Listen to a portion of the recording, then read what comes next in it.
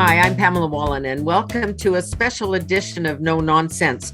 Once a month, I host a podcast for Government Analytics. We look at things financial, and today our guest is Stephen Poloz, the former governor of the Bank of Canada. So very interesting insights, and we just wanted to share my conversation with him. So here it is.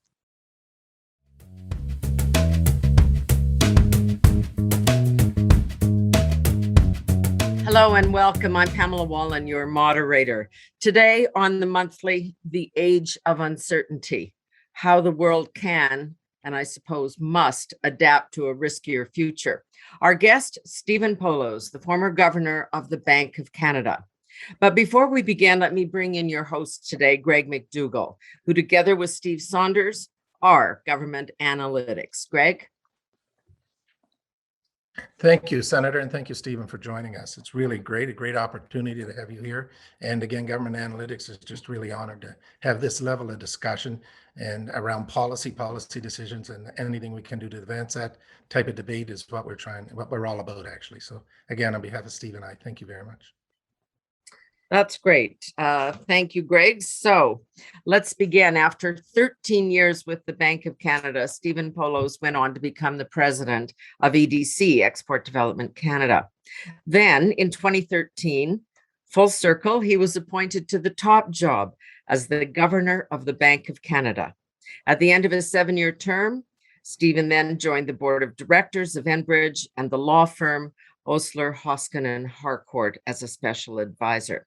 He's also been busy working on his upcoming book to be released early next year. It's titled The Next Age of Uncertainty, How the World Can Adapt to a Riskier Future. Welcome. It's great to see you in your new life, in your new digs. When you are talking about the world and the uncertainty that is there, that obviously we must cope with, you're talking about much more than the pandemic caused uncertainty. Oh, yes. Hey, thanks for having me on, Pamela. It's great to see you, and it's been too long. Yes, everybody could see, I think, that volatility or uncertainty in the environment that we make business decisions or policy decisions have been rising long before COVID came along. COVID, of course, is a natural shock of the first order. It's been dreadful. And it's not over yet. But what I think is doing is, in some cases, accelerating some of the forces that were already at play. Things like technological progress, which was there. The fourth industrial revolution was underway, but my goodness, as you can see what we're doing right this moment, it has accelerated all those that deployment of the next generation of technology. So those are the forces that I think are going to give us rising levels of volatility and therefore uncertainty as we move forward. When you talk about technological advances, it obviously raises the question of jobs as well. We've seen an awful lot of people go back home and start working there, and now many people don't want to go back. There was an article I read the other day about hundreds, if not thousands of people have simply decided to quit their jobs, that this is, not how they want to work. That may be good news for the millennials who are waiting for all the boomers to get the heck out of the way. But that is also an issue because we've got an aging workforce. Yes. So we have an aging workforce. It's really picking up speed now because folks like myself, we were born in the mid-50s. During the mid-50s to the mid-60s, we had this gigantic bulge in global population, not just here in Canada. And that's a 50-year bulge. And now we're going down the backside of that. And so labor force growth is slowing quite significantly globally. And of course, Canada, bit of an offset from immigration. Immigration is the most important ingredient to prevent it from falling. I don't know how people just decide they're no longer going to work because they enjoyed working from home so much. I mean, the economics go contrary to that. Exactly. But what I think is definitely going to emerge is some sort of a hybrid model, depending on the company, depending on the individual. You'll see a variety of arrangements emerge. And so to me, that's That's a positive. If you build the labor market around a standard, let's say 40-hour week, and it's all at the office, well, that creates a certain constrained outcome. But if instead, using technology, people can choose to work 1 day a week at the office, 4 at home, or 4 days a week all the time, or all these kinds of different combinations, that's going to be good both for firms and for people. And so I expect this is going to generate higher productivity in the economy as a whole as we move to that hybrid model. Mostly, though, what you mentioned, though, is technology can, of course, disrupt the job market. And we've seen that for the first 3 industrial revolutions, and we'll see it again. We are seeing it now in the 4th. And what I think that gives rise to is perpetual K-shaped expansion in the economy. People, are disrupted. They go to the bottom part of the K.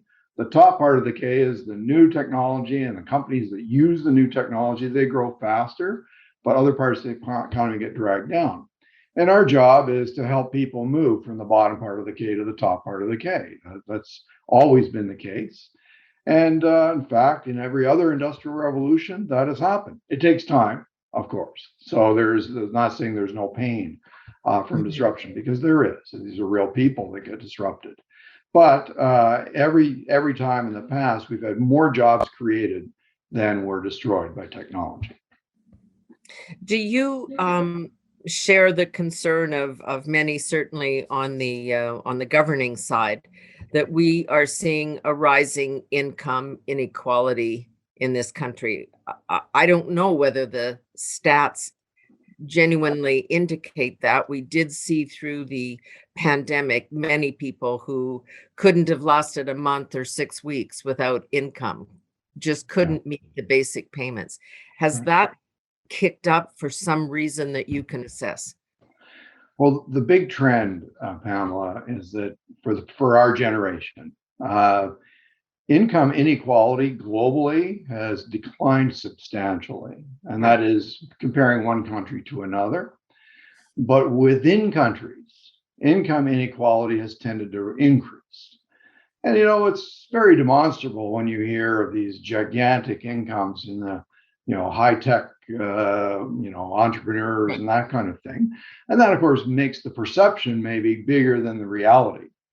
Canada is quite a significant exception. That in fact, in the last 5 to 10 years, we have had a decline in income inequality, while in the US, there's been a significant increase in income inequality. And this is primarily due to the tax systems. And, in particular in Canada, when you make even a relatively small wage, you pay income taxes, but you also receive the Canadian benefit package, like what we used to call the baby bonus when I was a kid. That income is, people think of it as an income from the government, but really what it is, it makes taxes negative down at the bottom part of the income scale. And so actually, according to the OECD, Canada has one of the lowest points, the highest income levels at which income taxes are still zero. So we are very equality driven, I would say, in our tax system. It doesn't look that way to people because it's all these programs floating around instead of a simple negative income tax at the bottom, which is how an economist might design it. But it sounds more complicated to people. And I suppose politics is what it is. You have to get the job done. Just on that point, I've got to ask you about the guaranteed basic annual income. It's changed names 100 times in the last 30 years. Is that a concept you think is a good idea? Yeah, the concept of a basic income, a guaranteed basic income, I'm one of those that thinks that could be a more efficient way of going about things. I don't suggest it. I don't dismiss the claims that will cause some people not to want to work. That's of course that's possible. I don't dismiss that, but I think it would be a very small minority. But what we have today is all kinds of federal and provincial programs that people would apply to for one reason or another. And imagine if we just replaced all of those in much the way that they did during the crisis when they created the CERB.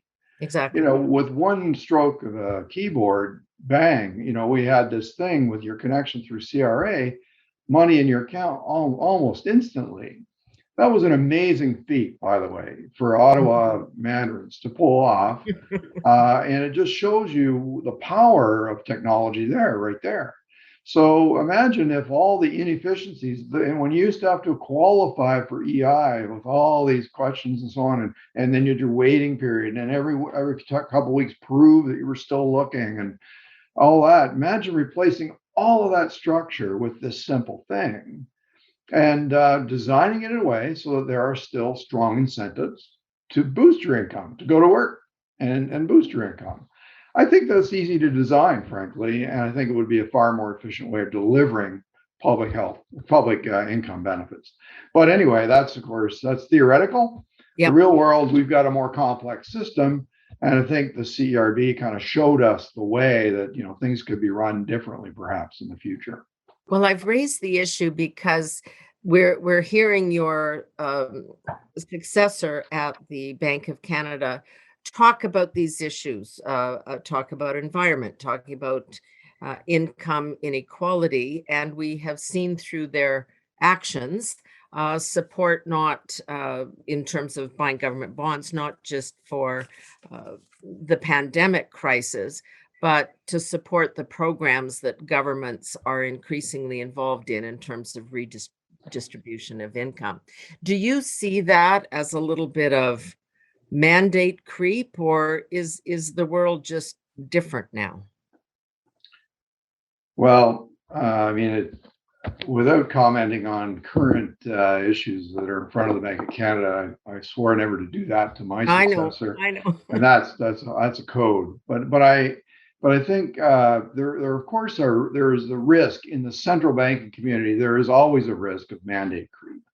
And we know though that foundationally, inflation targeting has proved to be the best contribution that the central bank can make to the environment in which we behave, or the environment we live in. The old Tinbergen analysis was you have one instrument, that's an interest rate. Well, you can really only have one target, and that has converged upon inflation for central banks. And that's the one thing that central banks for sure can control. All the other things are almost like, if you like, second order variables that may be influenced along the way, because targeting is not, a rifle shot. It is what it is a series of successive approximations where you're deciding in real time and leaning this way and leaning that way. Well, those judgments can be influenced by a wider range of variables, such as, is the labor market actually fully employed, or is it still underemployed? Should we be taking more risk in that direction to get us to a better long-term position? Is financial stability growing as an issue? Should we lean against that a little bit? So those kinds of things introduce kind of a fogginess around that simplistic inflation targeting mantra. But that fogginess is always present to some degree, and it's about judgments around it. And in the end, you kind of have a lot of things that kind of go into the mix, and you take them into account, which is not the same as targeting them, right? And so I think that's more the kind of, again, it's almost a hybrid kind of situation. And right now, of course, given what we've been through, I would say that the performance of the labor market is top of mind, because the longer the disruption from COVID goes, the more scarring there would be in the labor market, and therefore the more potentially permanent effects on work practices and so on that would emerge. So the faster we can get back to normal, the less scarring there will be. Very similar to recovering from an ailment. When the surgeon does the best work, you recover quickly. And that means you've got less long-term effects, and the economy is the same. The bank owns nearly 50% of Government of Canada bonds, and we all understand that had to happen in pandemic times. Just the spending alone was so massive. But where do we see the line, or can you determine the line? And I guess this goes to your point about many of these things are judgment calls, where it moves from support from pandemic crisis to support for government spending. And I put that in the context. We've had a couple of discussions on this program about MMT, and whether that's the theory. Stephanie Kelton was with us, and she said we just have to think about debts and deficits in a whole other way. That deficits matter, but we really just have to get out of this notion of thinking constantly about balancing the books. It's just not today's way of thinking. Okay, well, there's a lot of questions buried in there. There are. You can pick a couple. Yeah. Initially, when the crisis hit, job one for central bank is to ensure that financial markets continue to function, to do their job. And of course, when buyer and seller can't find one another, the seller wants cash for one reason or another and can't get it. Well, the liquidity has evaporated. That's what happens. And so being a ready buyer of financial assets like government, the government debt market is foundational to all the other credit that goes through the system. And so it has to be functioning well for anything to function well. And so that's what you call crisis management. That tool is, of course, always used to create as much liquidity as the system needs or wants. And, picture a company, it doesn't matter, a big corporate name, they don't have a lot of cash on hand because they've got credit lines, perhaps with 10 different banks. Right. And so their board is saying, we need to make sure we have cash, because we got to weather the storm. So they draw their credit lines. Well, where does that money come from? It's not lying around in a bank. The bank has to go out on the market and fund that. And therefore, if the markets are seized up, they can't. So back in 2008, banks had to cut credit lines in the middle of a crisis. Well, we didn't want that happening this time, and it didn't. It didn't because the banks did a terrific job. And what that means is the banks actually borrow from the Bank of Canada in order to get the liquidity they need and pass it down to the companies. That functioned perfectly, and it calmed things down quite rapidly. So there's job one. The next phase, though, what that same operation does is it helps to push down longer term interest rates. I don't know about you, but I've never been able to borrow overnight. But that we always talk about the overnight rate, and that's the very front end. And that's the thing the central bank affects. But then there's all these other rates that people actually pay, which are higher and higher and higher, going out the curve, we call it. So a 5-year mortgage, for instance. So if you want the mortgage market to be more liquid and to expand, well, you need to suppress the 5-year rate. And that's what these purchases do. They squeeze a little bit more of the stimulus out into the longer part of the credit market. So all of that is perfectly natural. Those are conventional tools. And you're asking a different question related to Stephanie Kelton's work. And I got to say, I'm not a fan of this. And I would just put it this way. The idea there is when you have governments need money every day. So they should just print as much money as they need and spend it. And of course, that means issuing debt to the central bank. That's, so central banks create money that way every single day. Every time the government issues money, debt, that's what they do everywhere, not here, everywhere. And so what's new about that? Well, nothing. And then if you read the fine print of the modern monetary theory, it says, well, you can't do that without a limit. You can only do it until inflation starts. Correct. Well, by that metric, Pamela, I would say for the last 25 years, the central bank here in Canada has been creating just the right amount of money to keep inflation at 2%. That's exactly what has occurred.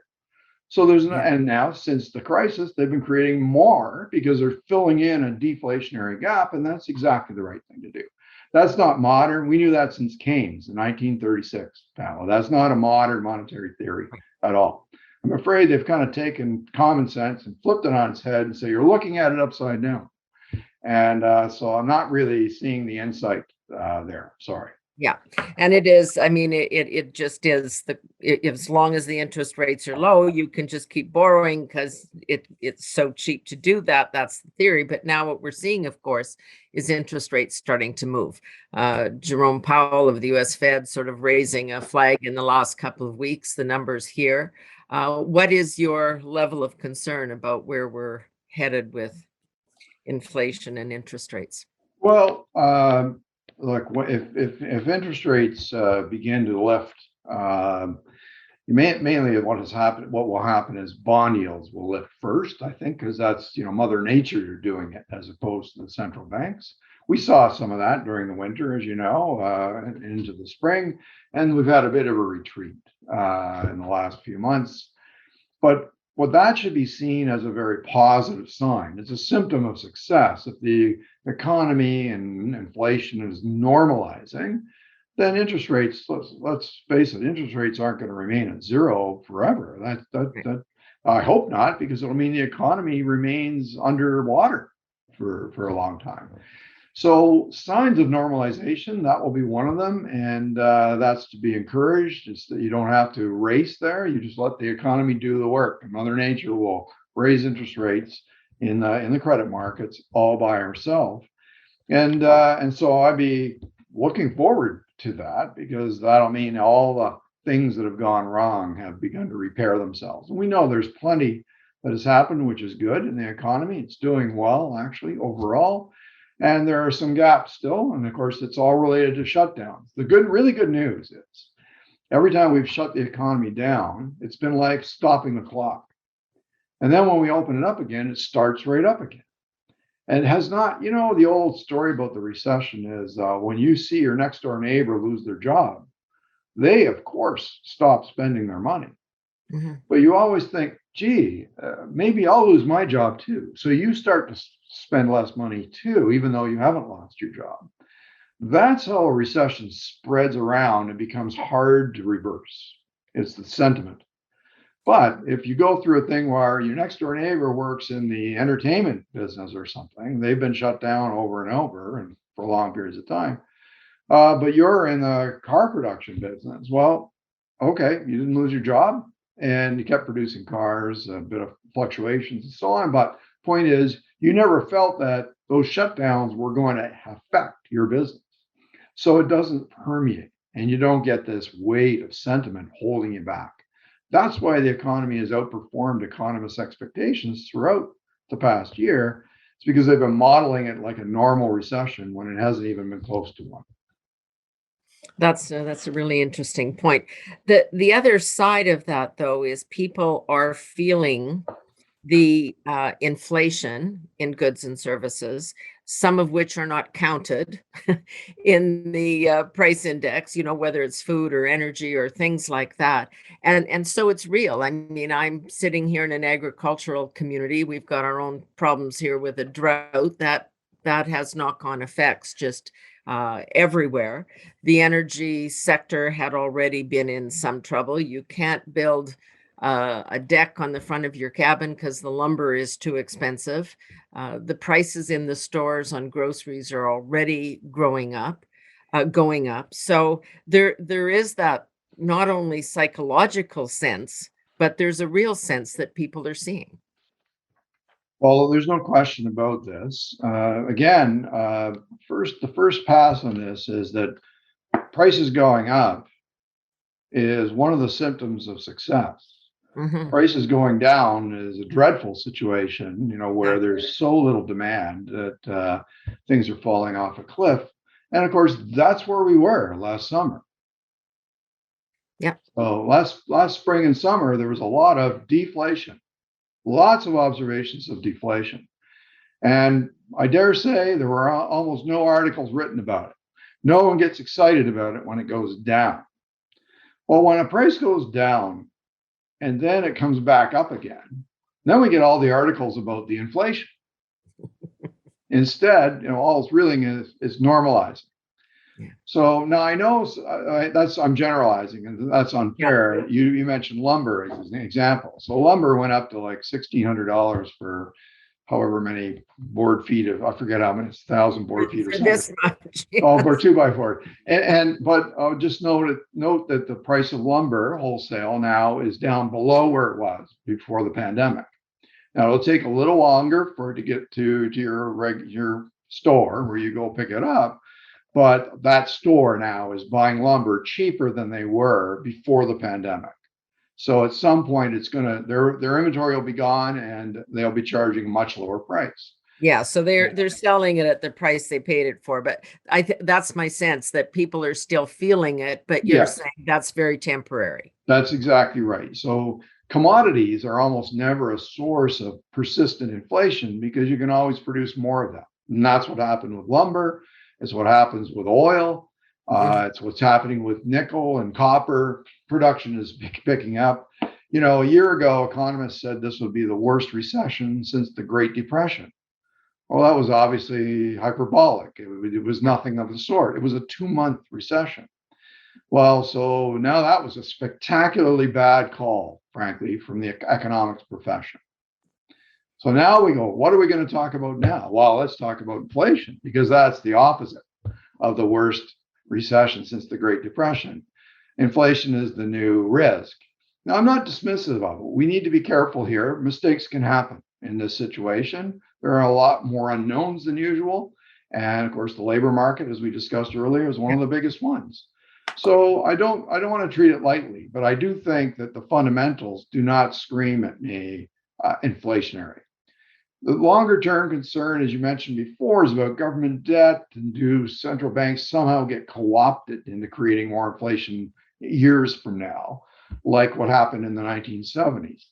You know, I have a lot of faith in central banks. I don't think so.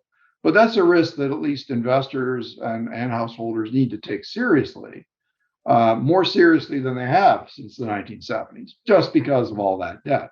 But that's a risk and still a tail risk. It's not the main scenario. I guess one of the reasons that there feels like there's so much uncertainty is as you noted, the pandemic is not yet over and we're not sure which twists and turns will happen. But the private household debt in Canada is extremely high, $2.5 trillion. And what kind of stunned me was 68% of that debt is mortgage debt, in part because of the pandemic surge that people wanted to have a house with a yard or move out of the apartment if they were going to be at home for the next 5 years with their 3 kids. Is that a troubling number for you? Well, as a central banker, you're always trained to worry about everything. And of course, household debt almost always made the top of the list. You worry that if we had a real recession, as opposed to a stop the clock recession that we had, if we had a real recession that meant cumulative job losses over a year or 18 months, and then finally a recovery, that during that period, there's so much debt that people might lose their houses because they've lost their job for a long time, or that interest rates might surprisingly, pop up, a few percentage points. That, of course, would make it really stressful for all those folks. Those are the things that you worry about, of course. But let's look at it from the other side. I mean, I don't know about you, but in my lifetime, I've paid a lot of interest. I mean, when I got my first house, I was so excited that I got that rate of 12%. That was a low rate offered by the builder. Yeah. I paid a lot more than that. I know. I'm just saying. So imagine, our kids faced with this once in a lifetime opportunity, to advance their plan, to take on the debt now as opposed to waiting, say, 4 years from now when maybe rates will be higher. And possibly house prices will be higher again. So I got to believe, though, that in the end, I mean, this is a fluctuation. Okay, you got to remember that we aren't back to normal. So we shouldn't extrapolate everything that we're seeing. We're already seeing the housing market kind of calming down after that surge that you mentioned. So let's wait and see in the fullness of time. I do worry more about the accessibility of housing. I do That's think the other number. Canadians need somewhere between 10 and 34 years of savings just for their down payment. Yes, and I think that is a significant issue, especially it goes to your first question about inequality. That's one of the symbols of equality, that home Yeah. ownership is an Yeah. accessible channel. And so this, I think, is begging for more innovation in financial intermediation. I think that there are ways of perhaps innovating in the mortgage market. I don't think mortgages have really changed in my lifetime. Concepts such as shared equity mortgages, which Mian and Sufi popularized in their book. I think it was called The House of Debt. So some of those things may have found their time. That maybe we'll see more of that. Just necessity is the mother of invention, and we face this major challenge. But also, let's bear in mind too that folks like me who have a lot of high-priced real estate now, someday I'm not going to need all that. My kids will stand to benefit. That maybe later in their lives that they benefit compared to when my parents passed on and I left a small bit of real estate for us.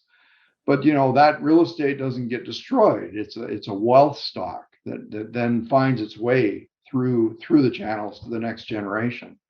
I'm not saying everybody can look forward to that, but I know that some of that debt that you're referencing is bound to get reversed when those legacies find their way to those, let's say, 50-year-old or 60-year-old folks whose parents die when they're 90, let's say.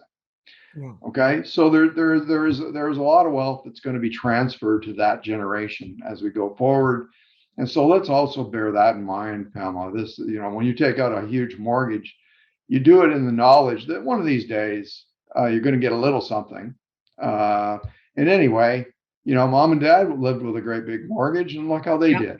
It's which is maybe how we're thinking about the country too, which gets us back to that other. I want to take a look at the energy sector, which is so crucial in this country, providing the basis, the financial basis for so much of the expenditures.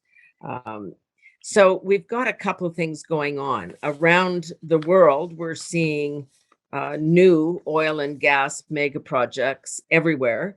It's just really not happening here as the government of the day keeps the focus on the greening of the economy. I know that's going on everywhere, but we take a pretty direct hit in this country. One statistic that I read here, the world requires $525 billion worth of new oil and gas investment per year to meet current demand. And we're just not getting that investment in this country for a lot of reasons we could cite. Are you troubled about where we are when you think that, I guess it's about in the last decade, oil and gas has contributed $500 billion to government revenues? Yeah. Well, it contributes far more than that to our economy. Yes, indirectly. And many jobs and so on. I mean, fact is that the world economy has a carbon backbone, and I accept the green aspirations. I accept the notion of getting to 2050 and some sort of net zero kind of state, so that we put a lid, as much as humanity is able to put a lid on global warming. It's not 100% clear that global warming will stop if we do that, but at least it's worth us doing. And so I accept all of that as a premise, but now let's add reality to it. So 80% of the energy needs globally today are fulfilled with fossil fuels. And even if we get to net zero by 2050, which I hope and expect, my guess is we'll still be using fossil fuels for close to half of our energy needs. Our energy needs are big, and they're going to continue to grow. And until we discover dilithium crystals, which is what they use on Star Trek for energy, I think that, or some other magic I alternative. think we have some in northern Saskatchewan. I'm pretty Well, I sure. hope that. I hope that. So the point is that the reality is that we need to reconcile that carbon backbone with that 2050 aspiration. And for me, the most obvious thing to do that, and one of the most important, is carbon capture and storage. And so I think Canada, being an energy leader, has a chance to be an energy transition leader and to sink big resources into carbon capture as a demonstration of that ability, and therefore to be able to sustain those resources long into the future. You watch Star Trek, there's all kinds of stuff made out of plastic. We know where that's coming from, Pam. I mean, that there's no question about But that. there's no sense from the federal government there. I mean, certainly in the case of my own province here, carbon capture is not just being recognized as the kind of contributor it should be to the greening process. Well, I think we have to wait a little bit longer to see, but I do note that there was a significant dollar amount attached to CCUS in that last budget. That was a very welcome development in my mind, and I know that the sector is rallying around that, and there's a lot of consultation happening right now. Like, okay, so what does it look like in the next stage? So imagine if you have a carbon tax, if it goes to $170 as projected, what a great business it would be in to do reverse mining, to capture carbon out of the atmosphere and put it into a form that can be buried again in all kinds of space down there. And so you make great money doing that while continuing to use that fossil fuel kind of source of energy. Because I mean, put it the other way, to replace the use of natural gas, which again, I grew up thinking natural gas was one of the cleanest things you could use. And actually it is, but of course it still emits carbon. Of course it does, carbon dioxide. So, but imagine replacing all the natural gas with, say, electricity. Well, you might need, in Ontario alone, 50, 60, or 70 new nuclear plants. I mean, are we going to get the permits for that? I mean, are we going to be able to put the money against that? If you convert every vehicle to electricity, well, where's the electricity going to come from? For all that. So the reality is, I think we're going to need to manage this differently and take the net of net zero very seriously.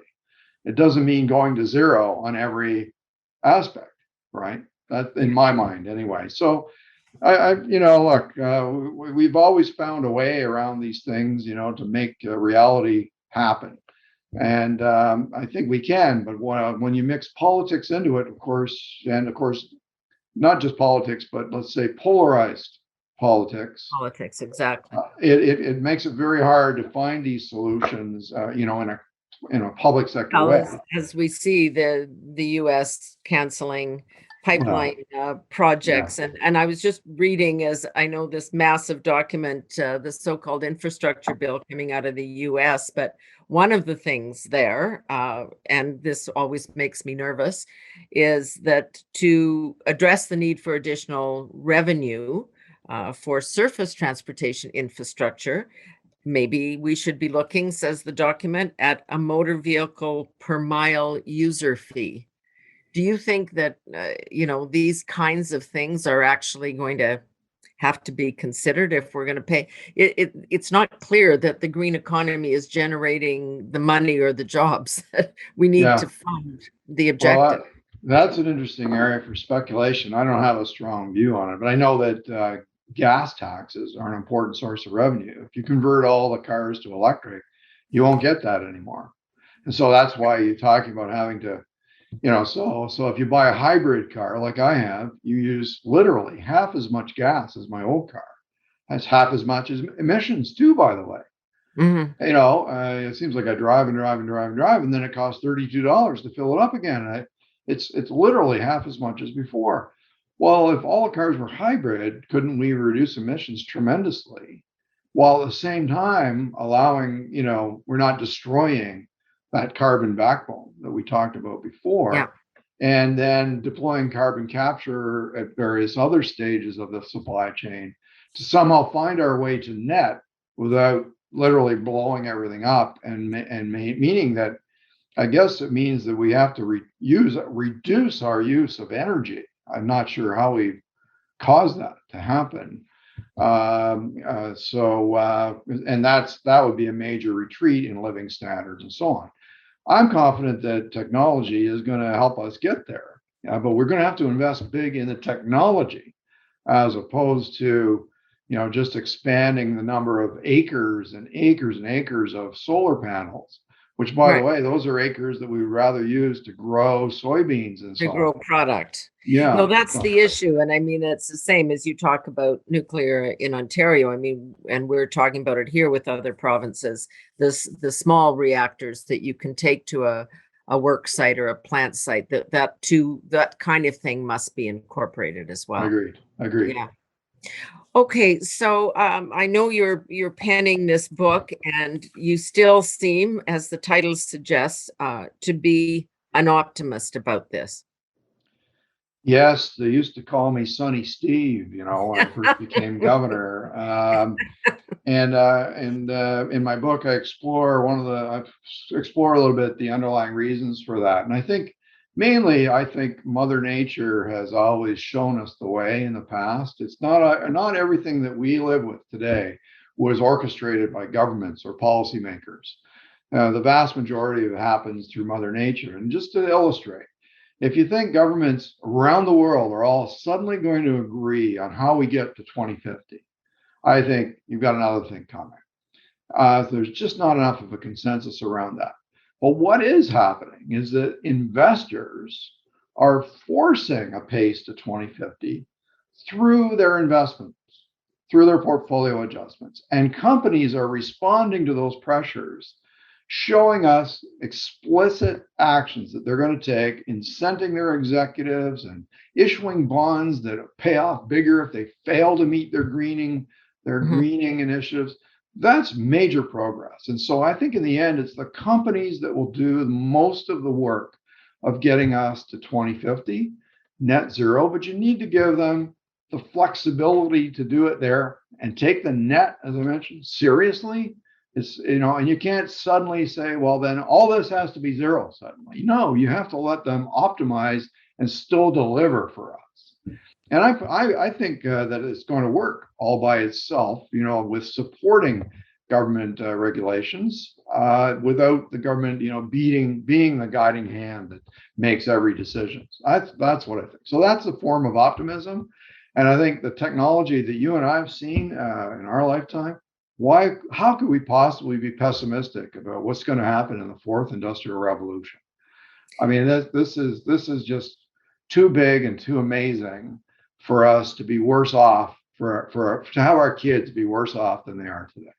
Okay, but let me just raise a couple of points, because you're making the I think how most of us want to see the world is leave the developing the new expertise to the experts. The market will decide what the price of carbon should be, and the market will decide what industries grow and where the investment dollars come.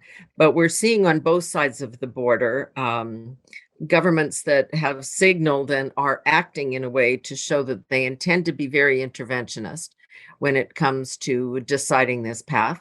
And we've also got a lot of other social pressures. It's not just the green pressures, it's the decisions that companies now have to make, which aren't always financially the right decision to make, to be more socially conscious and aware and change their management structures and have minority groups reflect. Like, there's all these forces, and that is counter to what you're saying.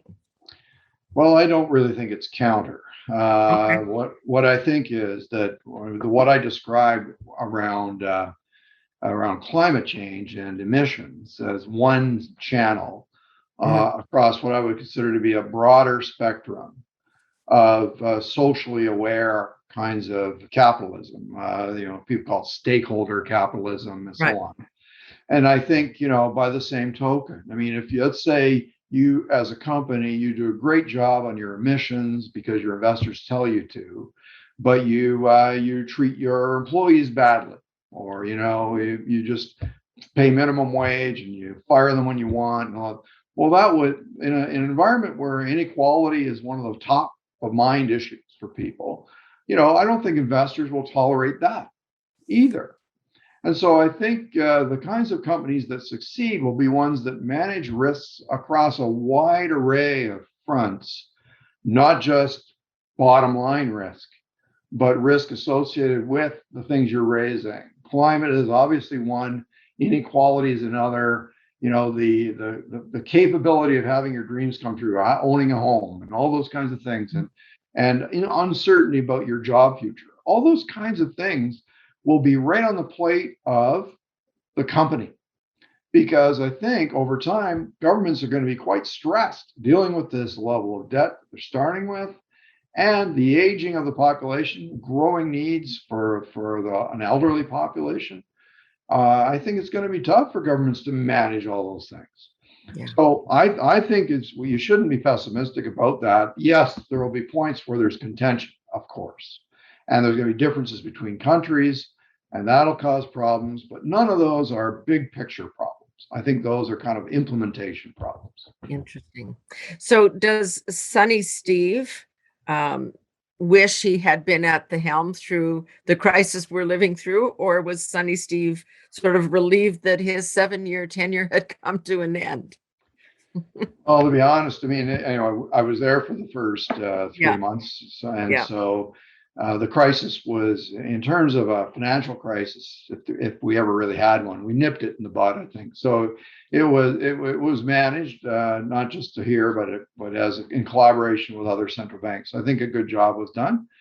And I was watching it from a bit more of a distance. I'm glad to see things turning out as we hoped they would. The economy has proved its resilience, by the way. That's a really important thing. We got hit by this shock at a time when the economy was in the best shape it had been in for at least 20 years. So we're lucky that we started from there. Just like a healthy individual can manage COVID better than an unhealthy individual. Yeah. It's the same. So I'm enjoying my new chapter. A little extra flexibility and much more variety. And of course, now I can be a bit of a spectator in something a sport that I used to play every day, and it's fun. It's been great to have your view from the outside with your knowledge from the inside combined, and we're all looking forward to the book. I just want to, before we say goodbye, just see if Greg wants to come in with any comments before we wrap this up. Thank you very much, Senator, and thanks for joining us. It's great, and it's a great dialogue. The Senator once in a while lets me ask a question, which is really well received on this end. And so I just wanted to circle back on inequality you spoke about and the challenges and the role effectively of our central bank and others moving into this space. And it's that equilibrium that is being adjusted, I think, from a policy side of it, or as a policy one Steve and I work on Government Analytics is trying to figure out where the policy direction's headed based on the numbers that we're crunching. And so there's only so much power, there's only so much decision making with central banks and with governments. It seems that if a central bank were to move into this space of engaging a bit more than just monetary policy, but providing commentary on certain issues. Infrastructure was one, I think you're quite familiar with. Others, does that not push into the space of an organization like Finance Canada? And again, I'm not asking you to comment on the current situation, but generally globally, as central banks become a bit more activists, and they need it to help resolve the crisis, does that not put the people engaged or actively assigned the role of being engaged in fiscal policy, does that not crunch into their space, into their area a little bit? Well, this is, I think, where Pamela was going with the mission creep kind of notion. And of course, one of the things, if you look at the longer period, say since the global financial crisis, I think after 2008, 9, 10, people became quite enamored with how central banks kind of manage that. And so you kind of think, boy, central banks can really manage a lot. That's maybe giving a little too much credit, in my view, for what Mother Nature did most of the work. So if you think the central bank can fix lots of things in sight, you don't have to force governments or hope governments will fix everything. Let the central bank do it. I think that's taking on too much, and it runs the risk of the central bank venturing into political kind of ground. I mean, it's where the accountabilities are much more political than technical. And so, but that's why you often see central bankers, myself included, say things like, you have a really good point there about inequality, and I believe me, I'm actively taking that into account. What that means is I won't be that happy if we just kind of get back to where we were. I'd be happier if we got to a little bit better than where we were. And if there's a different path I can take to get us there, then I'm going to try to take that into account and try to engineer it. I'm going to lean this way or that way. But it's not the same as imposing a strict trade-off between this or that. It's more a channel of influence, and it's like taking into account the long-term effects of the things you're doing today. So for instance, if we were to go back slowly back to where we were before, like we did over 28, 9, 10, 11, look how long it took us to recover from the financial crisis. It was literally not even in 2013. We weren't back. So what that means is that length of time means there's people not getting the job they want. They're into the wrong job. They're losing their skill set. So you get this scarring effect. And when you get there, the level of well-being is not as good as it would have been if you'd been more aggressive and got there faster. And that's when you go faster, then people start worrying about you're going to put pressure and cause inflation, like we're seeing around the world. So then in that sense, there's a dynamic trade-off of a risk management problem. Yeah.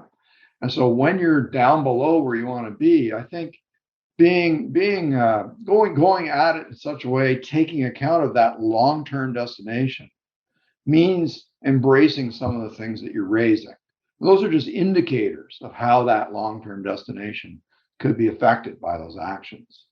It's not the same as saying, oh, I'm responsible for income inequality now. Yeah. It's not like that at all.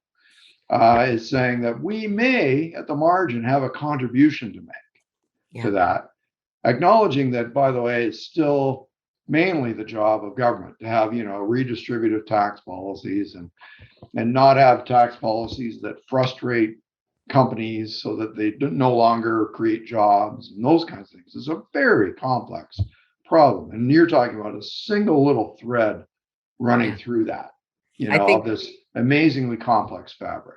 I think you really have shed some light on the nuance of all this. We don't need a hammer. We need really wonderful to have you with us, Stephen. And we look forward to the book coming out, I think, next February. That's right. The Next Age of Uncertainty, How the World Can Adapt to a Riskier Future, from a guy who is a self-confessed optimist. So thanks again for being with us. Stephen Poloz, former governor of the Bank of Canada, now and a special advisor at Osler, Husk and Harcourt, and on the board of directors of Enbridge. And our thanks to Government Analytics, to Greg and Steve for making this all happen. Thanks to all of you for joining us, and we'll see you again next time.